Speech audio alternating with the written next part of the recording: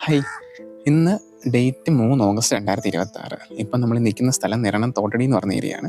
ഇവിടെ നമുക്കിപ്പോൾ അത്യാവശ്യം നല്ല രീതിയിൽ വെള്ളം കയറി വന്നിട്ടുണ്ട്. അതായത് ഇന്നലെ വൈകിട്ടത്തേനെ അപേക്ഷിച്ച് ഇന്ന് രാവിലെ നല്ല രീതിയിൽ വെള്ളം കൂടിയിട്ടുണ്ട്. നിങ്ങൾക്കിപ്പോൾ നമ്മുടെ ബാക്കിൽ കാണാം, പറമ്പാണ്. ഇവിടെ അത്യാവശ്യം നല്ല രീതിയിൽ വെള്ളം ആയിട്ടുണ്ട്.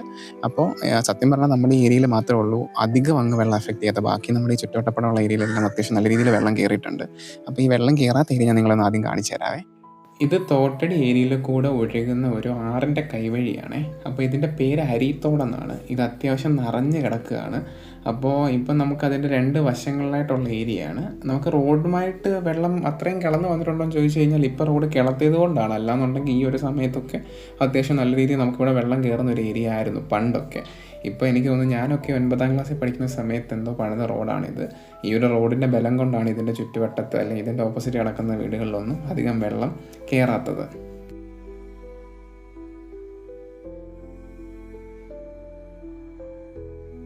ഇത് ഈ ഒരു ഏരിയ കണ്ടോ, ഇതിൻ്റെ ഇപ്പുറത്തൊരു കടവ്. അവിടെ കാടായിട്ട് നിങ്ങൾക്ക് കാണാൻ പറ്റത്തില്ല. സത്യം പറഞ്ഞാൽ 2018 സമയത്തായിരുന്നു ഈ ഒരു കടവിൽ നിന്ന് ഇങ്ങോട്ട് ഒഴുക്ക് പണ്ട് വീണിട്ടുണ്ടായിരുന്നത്. അതിനുശേഷം ഇപ്പോഴാണ് കേട്ടോ ഈ ഒരു രീതിയിലൂടെ ഇങ്ങനെ ഒഴുക്ക് വീഴുന്നത്. അപ്പോൾ ഇത്രയും ഭാഗത്താണ് നമുക്കിവിടെ കര ഏരിയ ഉള്ളത്. ബാക്കി ഇനി അങ്ങോട്ട് നമുക്ക് ഇവിടെ നിന്ന് മൊത്തം വെള്ളമാണെന്നാണ് പറഞ്ഞത്. അത് വഴിയെ നമുക്ക് കാണിച്ചു തരാവേ.